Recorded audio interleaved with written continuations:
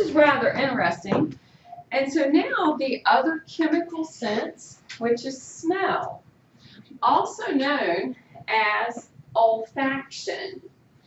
It responds to an odorant. That's what we term smells in the air. And we're going to find that we have these receptor cells in this area for olfaction, all right? And we're going to find them in something called olfactory mucosa. Remember, anything that's an opening to the exterior environment, we're going to find that it has these linings for protection. So now we're going to have this olfactory mucosa. This time, for this particular scent, we've got the scent, and it's very close to the brain. Okay? When we look at the olfactory bulbs, okay, these little lines right here, okay, these little areas right here, okay,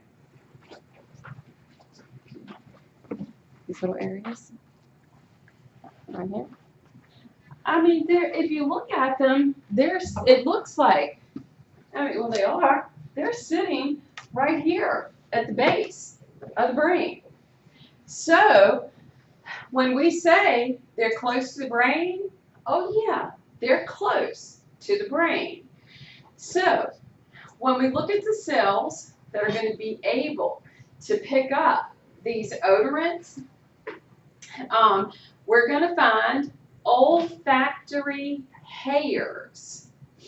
These are going to be cilia. They are immobile. We tend to think of cilia as doing this number, okay? Well, for this particular special sense, they're immobile. And then the cilia that are present, they have a binding site for odors. Meaning, we get to pick up tons of odors that are around us. It's pretty amazing. So, the axons for the cells, they're going to form the fascicles, which are the axons, of cranial nerve 1. Do you remember that? Okay. The olfactory. Because they get so much exposure. Whew! Yes. Okay? They do replace. This means in our understanding of a nerve cell, they don't regenerate. These do. This is one of the possible two that replace. Nowhere else in the body or this nervous system does a cell replace. But when we think about air, it's everywhere. It's all around us. All right? We are constantly bombarded with smells, whether we're really picking up on them or not. So, the pathway that exists, we're going to have those fibers enter into the olfactory bulb. And that is this area that looks like it's bulging, okay? So the fibers are going to enter these bulbs. They're going to synapse on some cells that have been termed mitral and tufted cells. Okay? Now, the olfactory axons and the mitral and tufted cells, this time they're going to meet and a glomerulus. We're going to hear that term again, okay? But it's going to be a little bit different. But they meet in this bulb. That's what it's going to look like, this rounded object. And each one is dedicated to a particular type of odor. About how many odors do you think we pick up on as humans? Thousands. It's believed that as a human, we can pick up over 4,000 odors. Each glomeruli is dedicated to a particular type of odor. Other animals, dogs, deer, you know, that sort of thing, it's believed they can pick up twice as much as we do for their sense of smell, which is why it's much more acute than what ours is. Now, the olfactory tracts, they lead directly to the olfactory cortex. What relay station are we missing? Thalamus. Thalamus. This is the only sensation that we have that does not have to go to the thalamus. Sense of smell goes directly to the area of the cerebrum that deals with it, the olfactory cortex. Does not have to go by way of the thalamus. So what does this look like?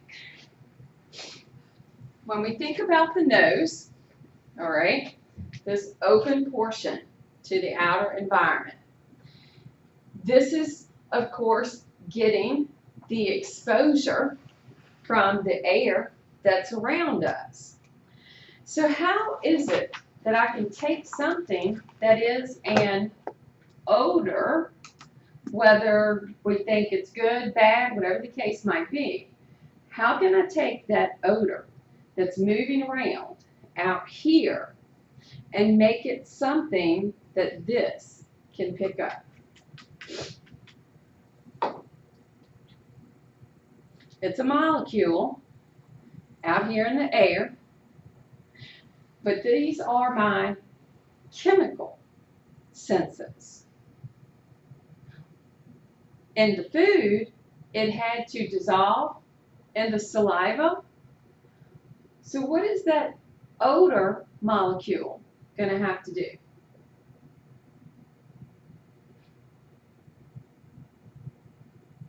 Do you think? Bind to a receptor. But before it can do that, before we can take it as the molecule that's out here in the air, and we have to change its form, how do you... The oxygen? Does it have to bind to oxygen molecules? If we think about this mucosa, okay, all right, it's got to dissolve in it. So just like we have a taste, where it had to dissolve in the saliva, we're now going to see this odorant molecule have to dissolve. Once we have that happen, the pathway that it's going to be following, what we're going to see it doing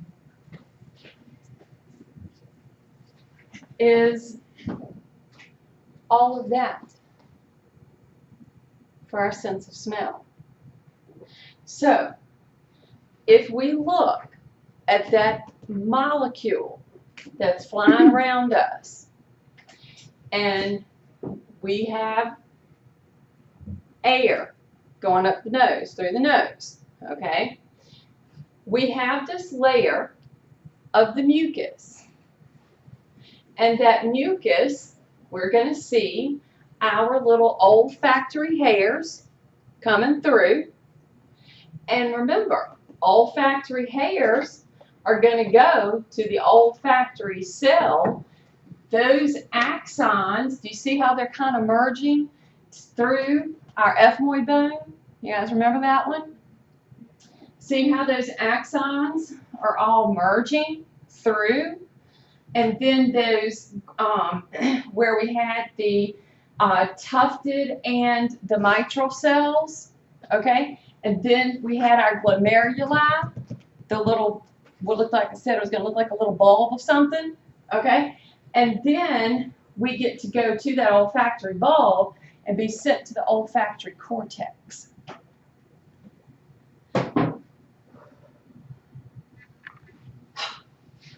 For smell.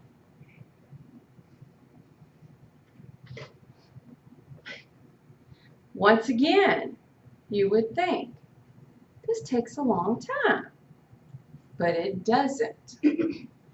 Now,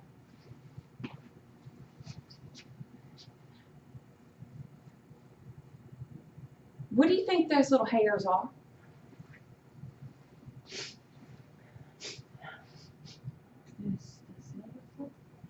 Well, those are cilia, but what do we tend to refer them as? Nose hair. Okay? And you know, and it tends to be like, it'll grow out, and some people let it grow to the mustache, and all that sort of stuff. I know, right?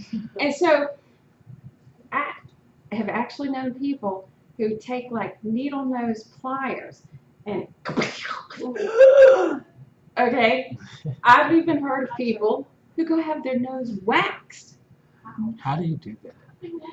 They take the little stick that they have for the wax, put a ball of the wax on the end of it, and up the nose they go, and then out the nose they come. Oh, wow. I know. I'm like, you do what? And so, guess what they're yanking?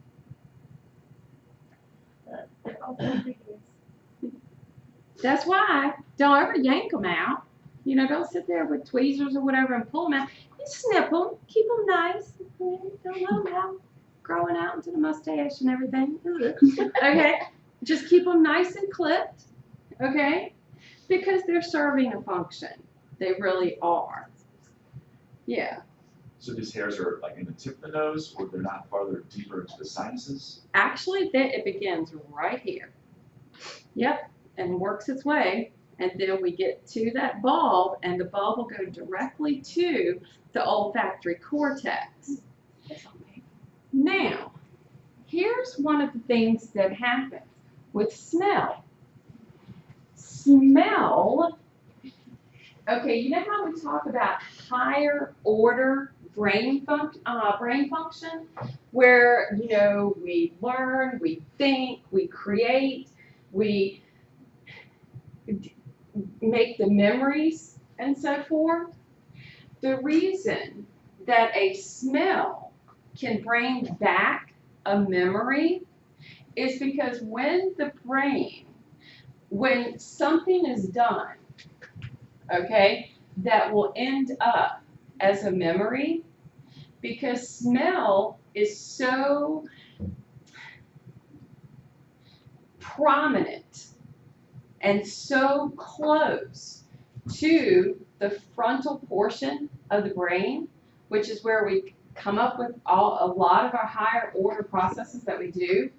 It's the reason that a certain smell will bring back a memory, because it gets stored in that hippocampus area with a memory. Like if you smell pumpkin pie spice and it makes you think about grandma's house at Christmas or something, this is the reason why. Because it was put as it's actually part of the emotion that is put with the memory. That's kind of interesting, you know? So that's long term. Yes. Mm-hmm. We actually